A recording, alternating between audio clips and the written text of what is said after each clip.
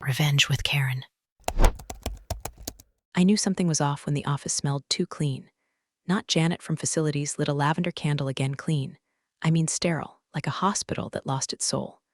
The kind of clean that warns you, someone wiped more than dust this morning. I was halfway through the lobby with my oat milk latte, trying not to trip in my kitten heels, when I saw the new cleaner. Older guy, gray beard, quiet. Never seen him before. He looked up from his mop, caught my eye and said, flat as black coffee, "Ma'am, they moved your laptop into the conference room. Don't go in yet, that was it. No context, no emotion. Just a warning wrapped in bleach." I froze. My body kept walking like it hadn't heard him, but my brain stayed behind in the hallway. Something about the way he said it, the cadence, the pause, snapped every nerve in my spine to attention. Adjusted the grip on my latte and veered off down the side corridor like I'd forgotten something at the printer. Which, to be fair, was a lie I told myself often. I crept up to the frosted glass of conference room B. That's when my stomach did a swan dive into my shoes. There she was. Aubrey, the VP's daughter. Faux humble blazer, fake modest smile, real snake energy. She was standing at the front of the room, laser pointer in hand, pacing like she'd earned the nerves. But it wasn't the posture that got me. It was the slides, my slides. Same branding, same chart colors, even the same stupid typo I hadn't had time to fix. I'd spelled partnership as partnership on slide 3. I'd made a note to myself last night to fix it before presenting. I hadn't shared that version with anyone. And yet, there it was. Displayed proudly on the wall, bold and bullet-pointed under her name. Should have kicked the door in like a SWAT team and screamed bloody theft. I should have thrown my latte at the projector. Instead, I took one slow breath and walked away. Because if you're going to catch a snake, you don't stomp on the grass. You let it slither into the trap. Hey, quick pause. If you're already hooked, take a second to tap that subscribe button and give this story a like. It helps the channel more than you think and lets us keep bringing you wild tales like this one. Okay, back to the drama. I ducked into the stairwell and pulled out my phone with fingers that felt like frozen twigs. Called IT, asked for a login trail check. Just casual, just curious. Had anyone accessed my drive from an unusual location in the last hour? I followed that up with a just-in-case email to legal. Nothing dramatic, just a little heads up. Hi there, think someone may have used my credentials this morning, maybe from the conference room. Not certain, but I'm not in there. Attached are copies of my project timestamps, just in case. By the time I climbed to the 4th floor, my jaw had locked into a smile I use for funerals and performance reviews. Because I knew, deep down, I knew this wasn't just one presentation. This was a pattern. And Aubrey, little Miss Linked in Nepo Baby, was about to find out she picked the wrong PowerPoint to plagiarize. I didn't move for a full 10 seconds. That's a long time to just stand there. Clutching a latte like a weapon, staring through the warped frost of a conference room window, trying to process the exact moment someone decided to skin you alive and wear your work as a trophy. Aubrey's voice bled through the glass, upbeat, confident, fake as her resume. This approach aligns perfectly with their Q3 pain points, she chirped. My words, my pitch. Word for word in some cases, down to the phrasing I'd been proud of. I'd spent 3 weeks finessing the tone so it didn't sound too hungry, too junior. And now she was standing there, poaching it in real time. My jaw clenched. My fingers tightened around the cup, the paper hissing under pressure.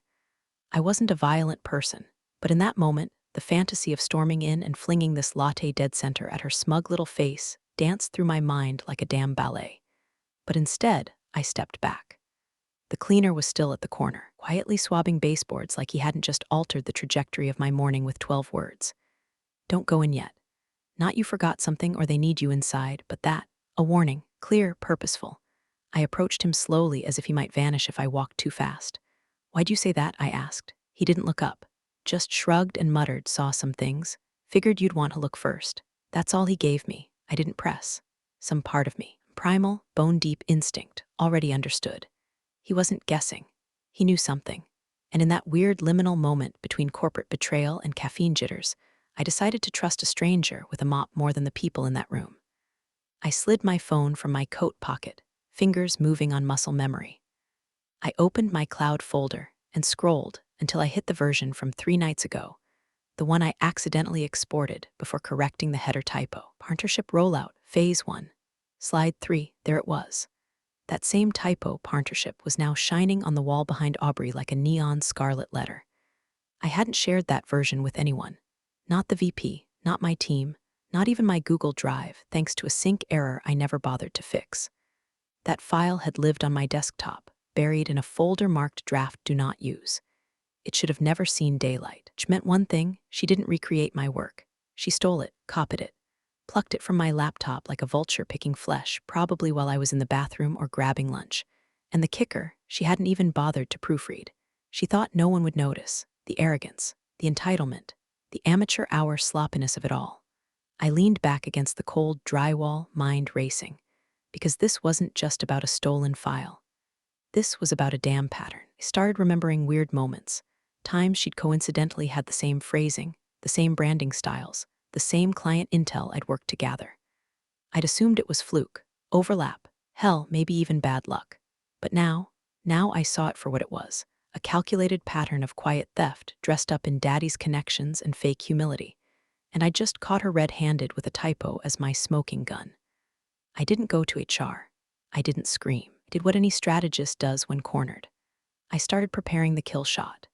I walked straight past the break room, past my cubicle, past the printer with the jammed tray that had been flashing low cyan for 3 weeks straight. I walked like I had purpose, which, for the first time in a long time, I really did. My fingers were trembling, but not from panic. No, this was something else. That particular brand of tremor you get right before a storm breaks and you realize, not the one stuck under the clouds. You are the storm. I stepped into an unused side office, locked the door behind me, and opened my phone. First stop, IT. I had the direct number saved from back when they botched my second monitor setup and accidentally mirrored my desktop on the CEO's hallway display. That was the week he learned I name my folders "Do Not Open, You Nosy Goat." A guy named Derek picked up. His voice still had crumbs of bagel in it. "Kelly," he said, chewing. "Everything all right?" "Sort of," I said calmly. "I need an emergency credential access report. My login, anything accessed in the last 2 hours." Silence. No chewing now. Okay, that's not a normal request. "Something happened? Not sure yet," I said, voice flat. "But if something did, I'd like to know who was holding the knife." He didn't ask more questions. I heard him typing furiously. While he worked, I opened Outlook. New email. Subject: possible credential misuse. FYI only. I typed slow, deliberate, like every word was a chess piece. "Hi there, unclear if this is anything yet, but wanted to flag that I believe someone may have accessed my files without authorization this morning. I noticed content from a local-only backup being used publicly, which was not shared or synced. This may be nothing, but better safe than sorry."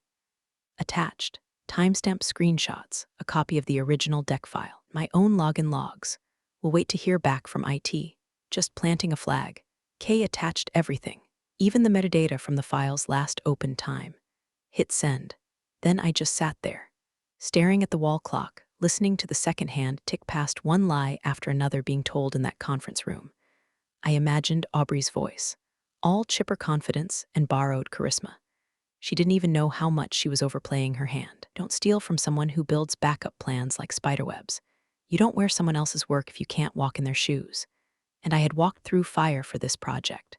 Late nights, early mornings.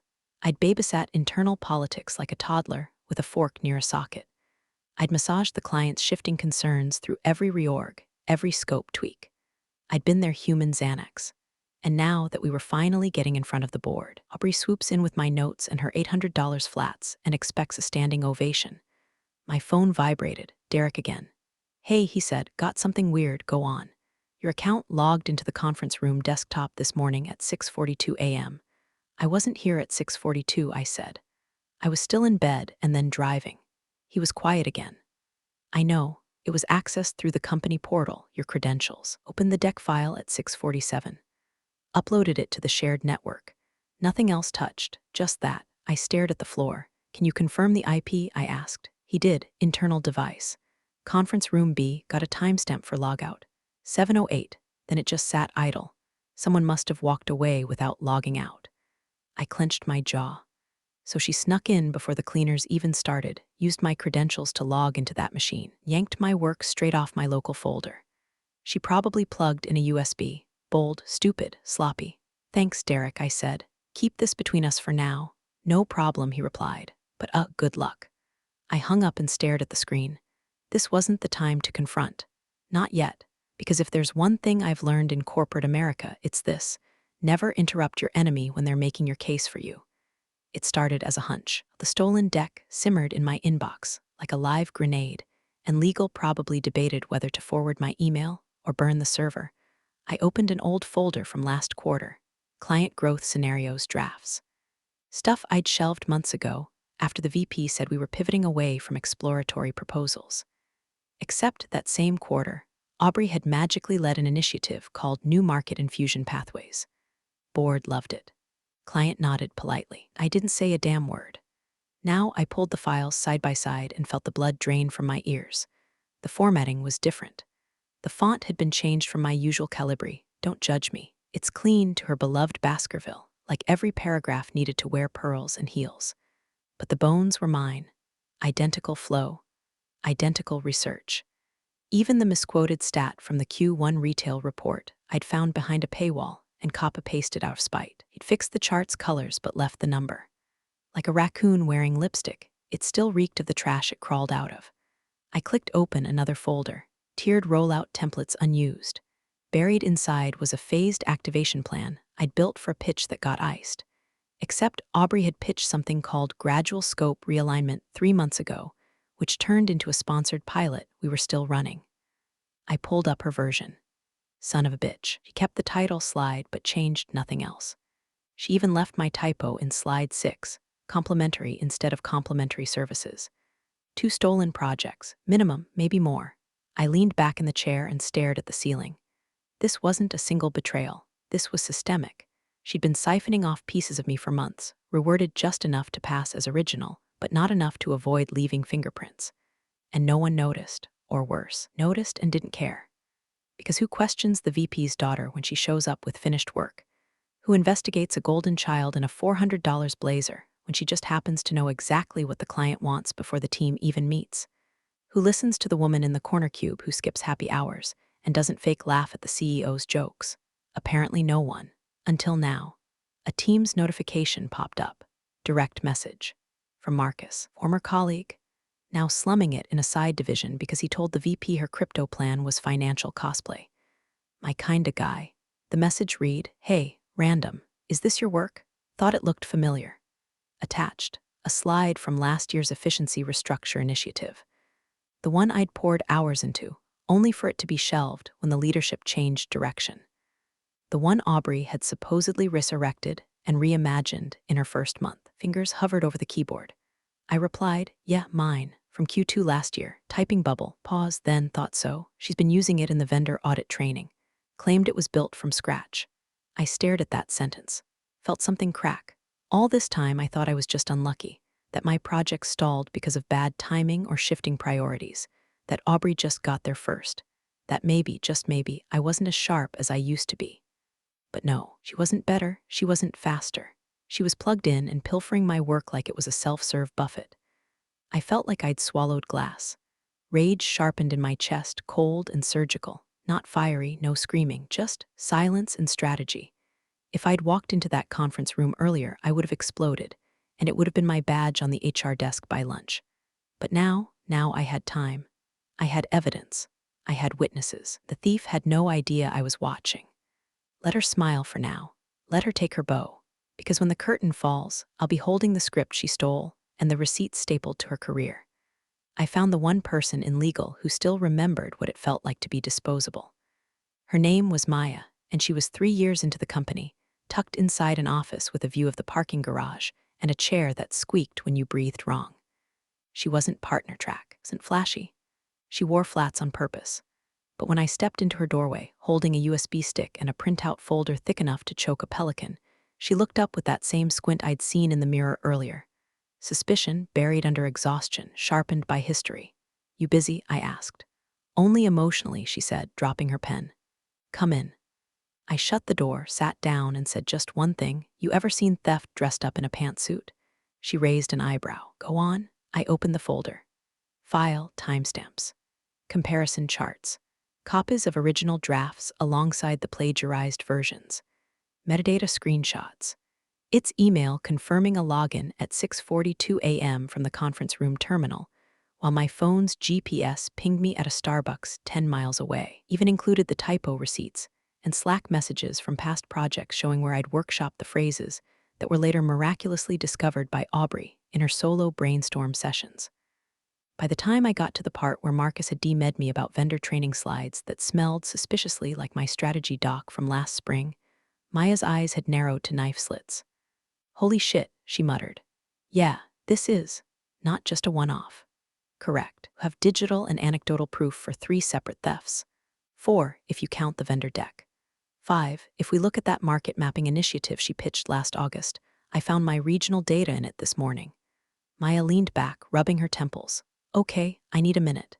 She didn't ask me why I hadn't gone nuclear, why I hadn't burst into the conference room mid-presentation and dragged Aubrey offstage by her hair extensions. She knew. We both did. It's a script for people like us. Lash out, look unstable, get labeled difficult, and end up with a polite exit package and a reputation for being too intense. That's what they count on. Instead, I handed her the USB. "You start the clock," I said. "I'll stay quiet." She nodded, already clicking through files. "We'll open a silent audit, no alerts. Just a chain of custody trace for all assets tagged to her folder since May." "You'll find a lot," I said. "Believe you?" There was a pause. Then she added, "You know this could get messy. I'm counting on it." I left her office and walked slowly back to my desk, every step echoing like it was being recorded. That same cleaner passed me in the hallway again. He didn't say anything this time, just nodded once, like he knew something had shifted. IT emailed again 30 minutes later. Derek confirmed my credentials had also been used on a cloud sync tool at 6:48 a.m. Attached the log. The sync was labeled K. Romero Client Pitch Final 2 and had been pushed to Aubrey's folder. "Just thought you'd want to know," he wrote. "Weird how that works." I didn't respond. I just sat there at my desk pretending to scroll through a shared doc, heart thudding beneath a mask of calm. Because now they were documenting it. Not just me, not just my word, but logs, emails, internal systems, machines that don't forget. And somewhere down the hall, Aubrey was probably finishing her kwasa and enjoying the glow of a successful theft, completely unaware that she'd already tripped the wire. They told me to stay quiet for now, so I smiled and waited for the rope to tighten. Applause sounds different when it's meant for your work but not your name. It's muffled, hollow, like clapping underwater or in a dream where your mouth won't move. I stood in the side hallway, behind the frosted glass, watching Aubrey take a gracious little bow like she was accepting a Nobel Prize in professional cosplay. Her laser pointer dangled between her fingers like a cigarette, her tone breezy, smug, manufactured. The board chair leaned forward, nodding with the practiced politeness of someone used to being impressed on schedule. "Brilliant clarity," he said. The VP beamed like a proud stage mom. She really stepped up this quarter. No mention of collaboration, no nod to the team. No trace of the woman who actually bled over that deck for 3 months, while Aubrey was busy getting her headshots retouched for internal comms. I had one hand braced on the wall, nails digging into the drywall, the other gripping my phone like it was the last thing tethering me to logic. The rage wasn't hot, it was glacial. The kind of cold that slows your breathing, that sharpens your vision until you're seeing through people instead of at them. Didn't know I was watching. Or maybe they did and just didn't care. I scanned the room like a sniper. Board members, bored but pretending not to be. Couple of VPs checking their phones under the table. One client rep, Jane, I think, leaning forward like she actually gave a damn. Then my eyes caught on Colin, director of strategy. One of the few execs who never laughed at Aubrey's jokes.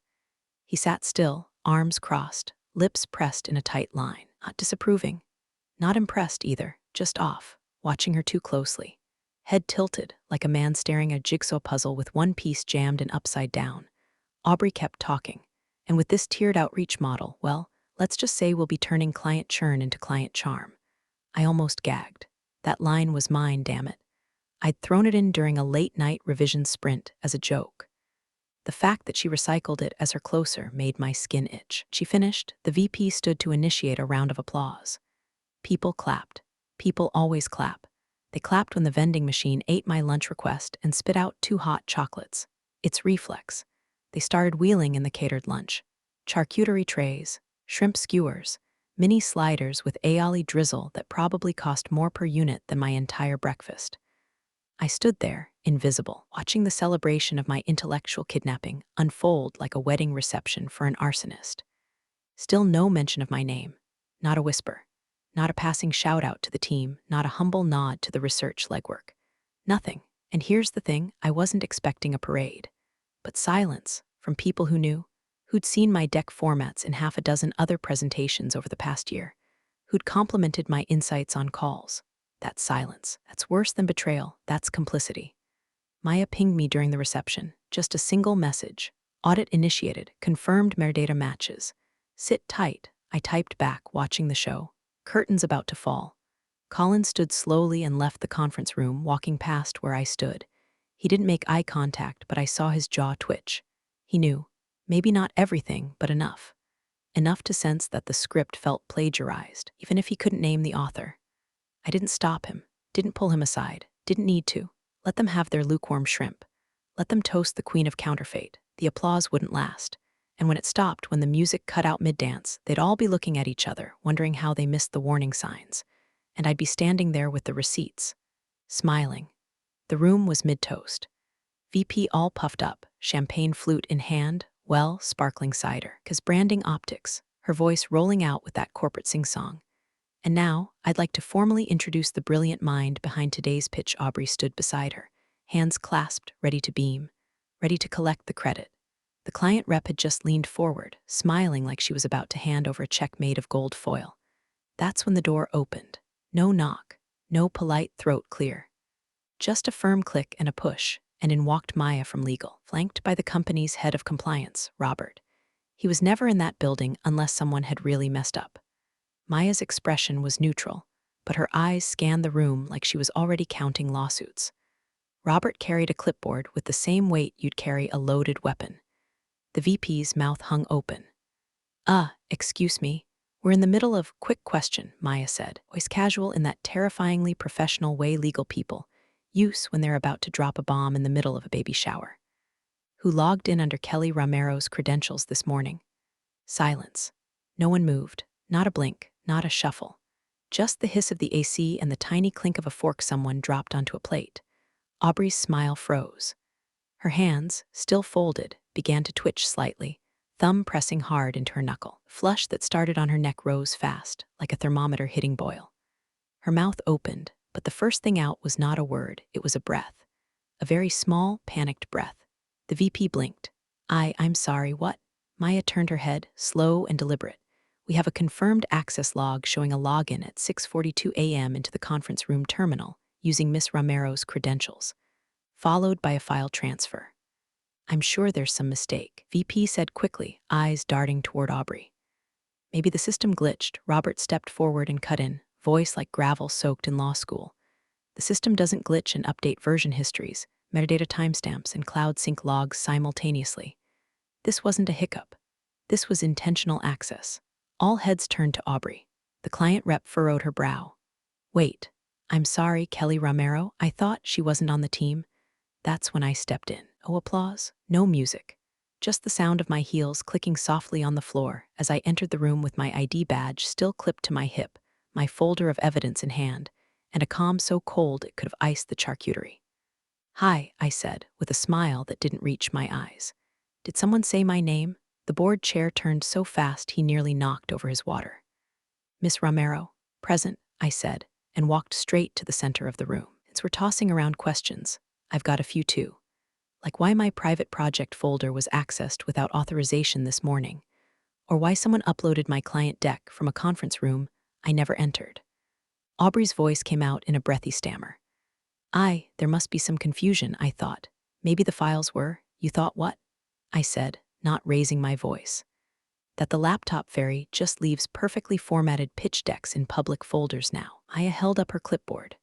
Just to clarify, we've matched the file hash to Kelly's local desktop folder.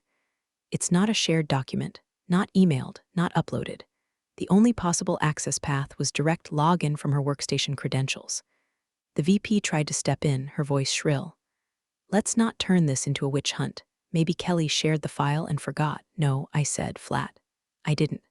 Robert cleared his throat. Be conducting an internal investigation immediately. Until then, we ask all parties to refrain from further client interactions, pending clarification. The client rep slowly set down her drink. Aubrey's hands dropped to her sides, fists clenched. The applause was long gone now, and all that filled the air was the sound of a career unraveling. I slid the folder across the glass table like I was laying down a royal flush in a game no one knew I was playing. Inside, every timestamp, every metadata tag, every scrap of digital breadcrumb that proved I wasn't just absent from that terminal at 6:42 a.m. I was 10 miles away, buying a $5 latte and arguing with Siri about road closures. Phone GPS, logged. Starbucks receipt, printed. Wi-Fi pings, documented. My digital alibi was tighter than a drum, and it sang the same chorus over and over. She wasn't there. Someone else was. Robert opened the folder first. Maya didn't even need to look. She'd already memorized the contents. But the board chair leaned in slowly, eyes narrowing, as he scanned the evidence like a priest flipping through sin confessions. Aubrey, to her credit, didn't run, but her posture wilted, spine curling slightly inward, like she could physically shrink beneath the weight of what was coming. I pointed to the highlighted entries. These 5 files, each one created or edited under my credentials. But here's my phone location at those exact times: home, Target, Starbucks, and one particularly glamorous Tuesday afternoon at my dentist. Maya stepped in. To clarify, these files were stored in a secure local-only directory on Miss Romero's laptop. Not shared via Drive, not emailed, not cloud-synced. There's no plausible scenario where anyone would have had access, unless they were sitting at her machine or logged in with her credentials elsewhere. The VP cleared her throat, artificial as a conference room plant. This feels like a simple misunderstanding. Aubrey may have accessed the wrong file or wrong file. I cut in, voice even. She opened a folder buried 3 subdirectories deep in a directory named Do Not Present. That's not a wrong click. That's a deliberate route. Room went quiet again, save for the sound of Robert scribbling something on his clipboard like he was preparing a eulogy. The board chair turned slowly toward the VP, lips tight. Did you authorize your daughter to access internal systems under another employee's credentials? The VP stammered. No, I mean, not directly. I assumed she had access because she was shadowing strategy. Shadowing doesn't include admin rights, Maya snapped. Shadowing doesn't explain version histories of projects Kelly never uploaded, showing up in Aubrey's deliverables as far back as last quarter. Aubrey finally spoke, voice small. I thought it was shared. I didn't mean to plagiarize, I said quietly. To take my work, my research, my late nights, and wrap them in your silk scarf and smile like you wrote it in a dream. She didn't respond, because there was no response to that. Not when the walls were closing in. The lights were brighter than they'd ever been before. One of the board members, a guy from operations, low profile, sharp memory, leaned toward another exec and muttered, just loud enough to carry, "This wasn't the first time, was it?" The words hung there, thick and damning. The board chair looked at the VP like a parent who just found out their kid had been shoplifting. We'll continue this discussion in a closed session. Which, in board speak, is the corporate version of being told to pack your desk. The VP opened her mouth again, but the chair raised a hand, silencing her. We'll be reviewing all strategy submissions from the past year. All of them. Aubrey's lip trembled. I just stood there, calm and composed, while the house of cards they built on my back finally started to collapse. And for the first time in months, I didn't feel like I was holding it up alone. By 3 o'clock, catered lunch was cold and untouched, except for a few brave shrimp skewers clinging to dignity on limp napkins.